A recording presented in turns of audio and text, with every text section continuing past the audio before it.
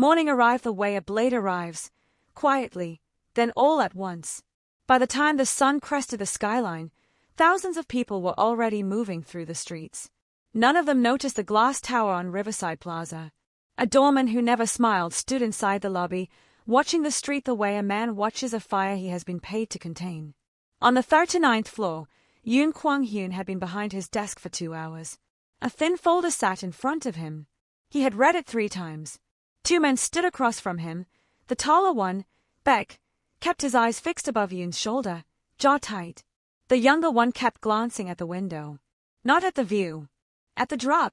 The folder held 3 things: late shipment records, delivery routes altered without authorization, and a payment to an account Yoon did not recognize.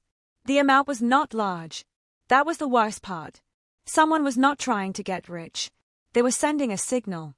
Yoon closed the folder. 3 days, he said. His voice was soft, almost gentle. The unsettling kind. The delivery was late. The route was changed without authorization. And a payment went somewhere it shouldn't have. He looked at Beck. Which happened first? There were complications. I didn't ask about complications. Beck's mouth closed.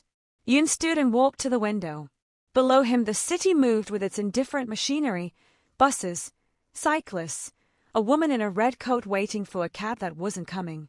All of them unaware of the room above them. Find out whose account that is, he said quietly. And find out who told you the route needed to change. He paused. Because that person didn't work for me. Both men were out the door before they'd consciously decided to move. Silence returned. The city continued its morning below. And somewhere beneath its ordinary surface, something had already begun to shift. Slow, deliberate, the way a fault line moves before anyone feels it. Grace had moved through the closing routine the way her body had learned it. Wipe, stack, roll, sweep. By the time Daeho the manager called goodnight and locked the front door, she was in the break room pulling a plastic container from her canvas bag. She'd packed it before her shift. Paid for it herself. Argued briefly with the cashier, a young man who offered to just let her take it. Nobody would know, he said. I'd know, she said. Chicken and scallion rice. A bread roll. $12 from a $62 shift. She went out through the back. Cold air and the smell of wet pavement. At the far end of the alley, against the brick wall, Mr. Seo was in his place. Late 60s. Heavy coat laid over flannel, hands bare despite the cold. She brought him gloves 2 weeks ago. He'd folded them carefully into his pocket like something he might need to return. You're late, he said, without accusation. Long night. She crouched all the way down to his level, not a polite lean, fully down, weight on her heels. She opened the container. Steam rose between them. He held it before eating, warming his palms. I used to own a restaurant, he said. 30 seats. Northern style. 22 years. What happened? A lot of things. Not all at once. He looked at her. Why do you keep doing this? She watched the steam drift. When I was 17, I was in a city where I didn't know anyone. Hadn't eaten in a day and a half. A woman I'd never met bought me a bowl of soup. Didn't ask anything. Just set it down. She turned a pebble over in her fingers. That debt doesn't go back to the person who gave it. It goes forward. The old man nodded once, quietly. Eat while it's hot, she said. She stewed and was adjusting her bag when she felt it. Not a sound. Not a movement. A pressure, the way a room feels before you understand why it isn't empty. The far end of the alley was perfectly dark. Perfectly still. She told herself it was nothing. She went inside. The dark end of the alley was not empty. Yoon had not planned to be in the alley. He came through the restaurant unannounced, a habit across all his properties. He had noted 3 kitchen issues to address in the morning and was heading out when he heard voices through the propped-open back door. He stopped. Through the gap, the security light painted a yellow triangle on wet pavement. In that light, a waitress in a restaurant apron was crouching in front of an old man against a brick wall. She lowered herself all the way down. Not a quick handoff. Fully down, weight settled, as if she intended to stay. Held the container out with both hands. Set the bread beside him. Clasped her hands loosely and waited. Just waited. He'd spent 14 hours inside a crisis, altered routes, unauthorized payments, and names spoken carefully by men who understood what it meant. His mind hadn't paused once. Now he was standing in a kitchen doorway watching a waitress wait. It was the quality of her attention. Not charity. Not performance. The unhurried totality of her presence, as if the old man against the brick wall was the most important thing happening in the city right now. He waited until she went inside. Then he stepped into the alley. The old man looked up with the long arithmetic of someone who had learned to read strangers quickly. Yoon stopped a few feet away. He did not move closer. "Is it good?" he asked. "Very good. She works here." "Grace." The old man said the name like it was its own answer. "Been coming most nights. Pays for it herself. Argued with the cashier to put it on her check. Every time." Yoon looked at the container. Chicken. Bread. He thought about the employee pay records from 6 months ago. What waitstaff made after taxes? $12. He turned toward the street. "Eat," he said. His driver pulled around 2 minutes later. Yoon sat in the back without speaking for almost 10 minutes, watching the city through the tinted glass. He was not thinking about Hansong. He was thinking about $12, and about the kind of person who spent them. He came back the following evening. He told himself it was routine. He sat at the corner table, back to the wall, full view of the floor, and ordered water he didn't drink. The hostess recognized him and went rigid. He told her twice he needed nothing. Grace came out of the kitchen carrying 2 plates, one balanced on her arm. She moved with the quiet economy of someone who had stopped thinking about the steps years ago. Set the plates down. Said something to the couple there. Smiled. She did not scan the room when she emerged from the kitchen. Most staff did. A quick floor assessment, a search for anything important. Grace looked at where she was going. The next table. The next person. He watched her for an hour. An elderly couple near the east windows were uncertain with their menus. She asked one question. The woman's posture changed within 30 seconds. At the birthday table, someone knocked over a glass of red wine. Grace was across the room when it happened. By the time the woman at the center reached for napkins in distress, Grace was already there with a cloth, speaking quietly, and the woman laughed. He watched her rub her wrist briefly against the service counter when she thought no one was looking. The movement of someone whose body was paying the price of the work. He thought about the schedule, the hours, the weeks of accumulated standing, and connected it to that small gesture with a specificity that felt uncomfortably close to something he couldn't name. When their eyes met briefly at 8:47, she registered him with the professional nod of a server acknowledging a guest. Not stiff, not anxious, not the rigid courtesy of someone who knew who he was. Just, "I see you. You are fine. Carry on." Then she moved on. He stayed 20 minutes longer than he intended. At the door, he stopped the hostess. "The waitress in Section 3, has she worked here long?" "About 2 years, sir. She's very reliable." He thanked her and left. Outside, the city moved around him. And Yoon Kwang-hyun, who had walked in to observe a business, walked out thinking about something that had nothing to do with business at all. Rain returned 2 nights later. Not a storm, just the cold, relentless kind that didn't announce itself and didn't apologize. In Yoon's office on the 39th floor, the city was a smear of lights through Rain Street glass. The wall screen showed 5 red markers now. 2 days ago there had been 2. Oh, who ran intelligence operations, kept his voice flat as he briefed. A warehouse security guard found unconscious. A delivery vehicle abandoned. Shipment taken. Driver left unharmed. 3 businesses in the southern district approached with what O called structural invitations. No threats. Just the suggestion that current protection might become inadequate. Someone was not breaking things. They were presenting themselves as an option and letting uncertainty do the rest. Which group? Yoon asked. The Hansong organization. Their decision-maker is a woman named Park Soo-yeon. Mid-30s. Methodical. She's been preparing for at least a year. Then O cleared his throat. There's one more marker. Mapo District. A residential address. It belongs to an employee at your Riverside location, O said carefully. Hand Grace. The marker was added within 40 minutes of your visit to the restaurant Tuesday evening. Someone saw you there. Noted who you observed. The room went quiet. They're watching me watch people, Yoon said. Minute, head of security, stepped forward.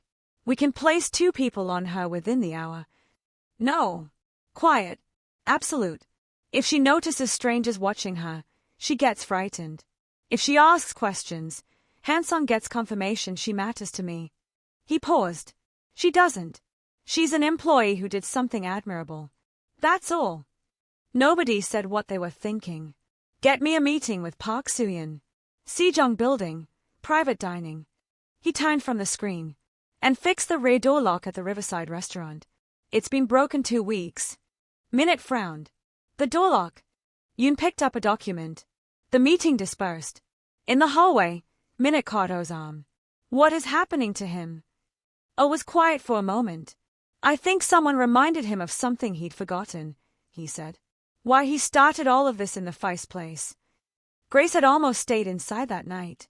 The ache in her wrist had climbed to her forearm. Daeho offered her an early cut. She stood in the break room with her coat half on and the container in her hand for 2 full minutes.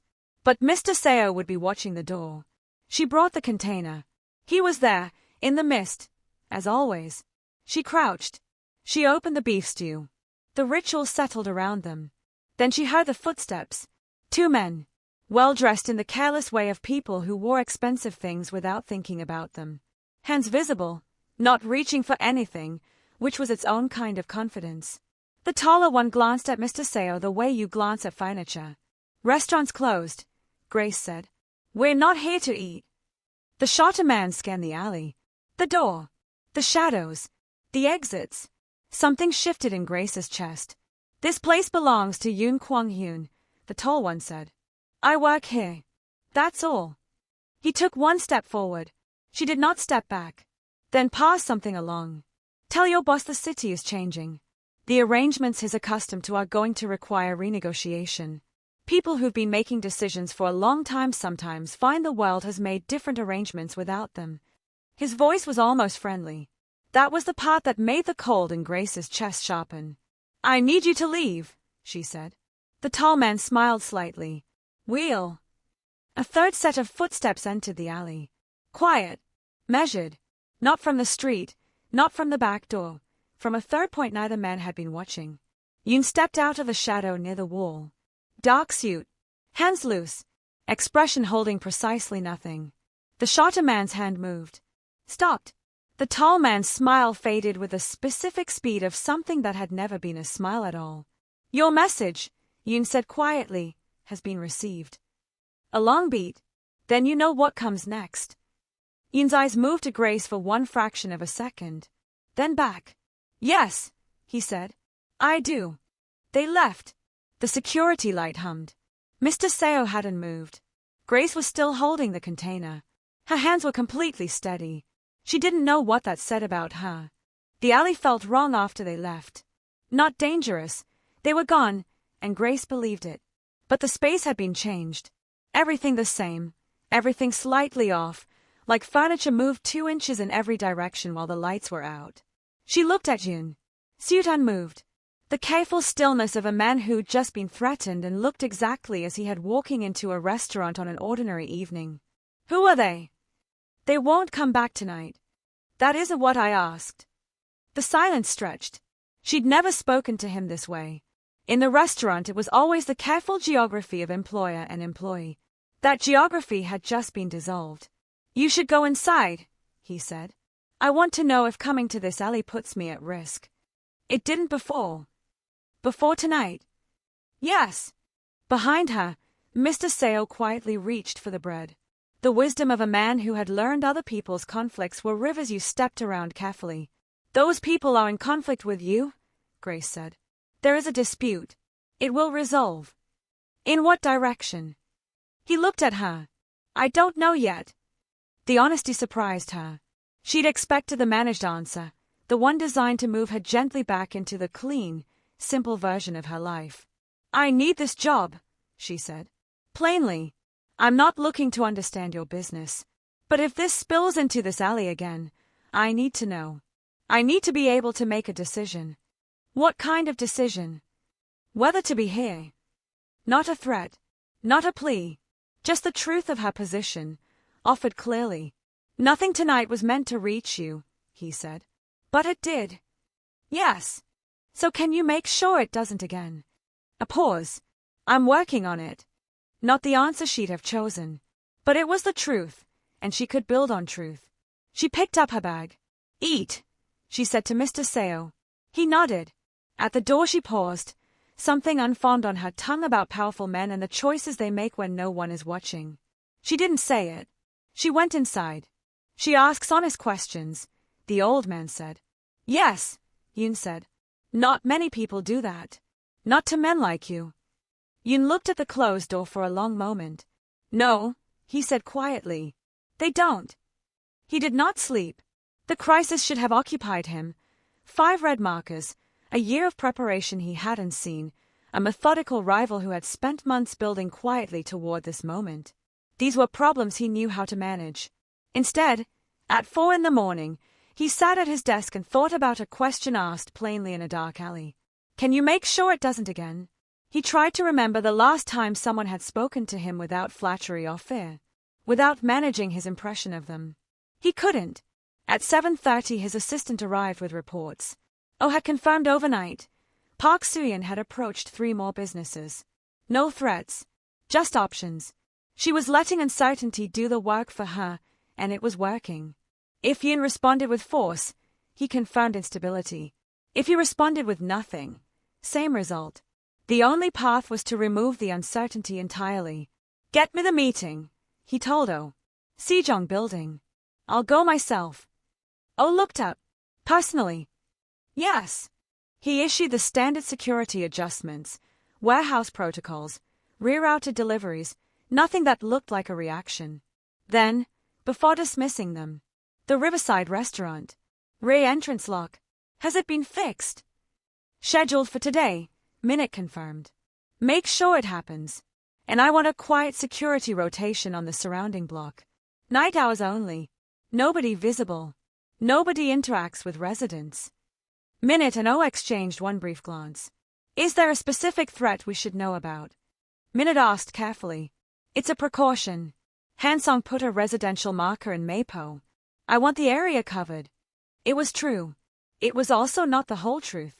Every man in the room understood the difference. Nobody pushed.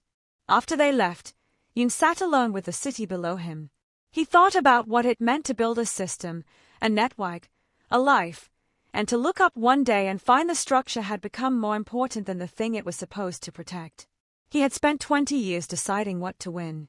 He was only now beginning to ask what kind of man he wanted to be when the winning was over. Across the city, a woman with a sore wrist was getting up for a morning shift. She had no idea that last night, while she slept, someone had quietly arranged for her to be protected. He didn't know what to do with that either lower ground. The mist came in from the river that night. Not rain, just a thin, hovering damp that softened the security light and made the alley feel like it existed slightly outside the rest of the city. Grace came out at 10 minutes to midnight. She had almost not come. The tiredness was the accumulated kind, deep in the bone. But she thought of Mr. Seo watching the door. She brought the container. He was there, smallest somehow in the mist. She crouched. She opened the beef stew. The ritual settled around them like something they had always known. The cook knows about you, she said. He's been adding extra on the nights I work. The old man looked at the container. People surprise you. Sometimes. She didn't hear footsteps. She simply became aware, the peripheral sensitivity of months in this alley, that the mist at the far end was more solid in one spot. Yoon stood at the edge of the light. Same dark suit. But his posture was different tonight. Less architectural, less the controlled stillness of someone always being read. He looked like a man who had made a decision and hadn't finished deciding if it was right. The men haven't come back, she said. No. Is that because of something you did? I requested a meeting with the people they represent. To understand what they want. Whether there's a version of this that doesn't require a year of conflict. Did it work? I'll know after tomorrow. Grace looked at her hands for a moment. Most powerful men I've observed, she said quietly, choose whichever option confirms they're the most powerful person in the room. He was quiet. I used to, he said. She looked at him. He took one step forward. Then he crouched. Not part way. All the way down. To her level. To Mr. Seo's level. Hands clasped between his knees, looking at the old man the way one person looks at another when they are simply both in the same place at the same time. The three of them existed together in the mist. Mr. Seo looked between them with the expression of someone watching something they had spent a long time waiting to see. "Well," he said, "this is new." Grace let out a breath that was almost a laugh. "Is it good tonight?" Yoon asked. "Very," said Mr. Seo. The mist moved through the alley. Somewhere beyond the river, things were in motion, power shifting in the rooms where ordinary lives never reached. But in this alley, three people crouched on wet pavement. A waitress who paid $12 for someone else's dinner. An old man who had once cooked his mother's recipes for 22 years. And a man who had spent 2 decades controlling the shadows of a city and had just, for the first time, stepped out of them. Not because he'd been forced to. Because someone had shown him there was something worth crouching down for.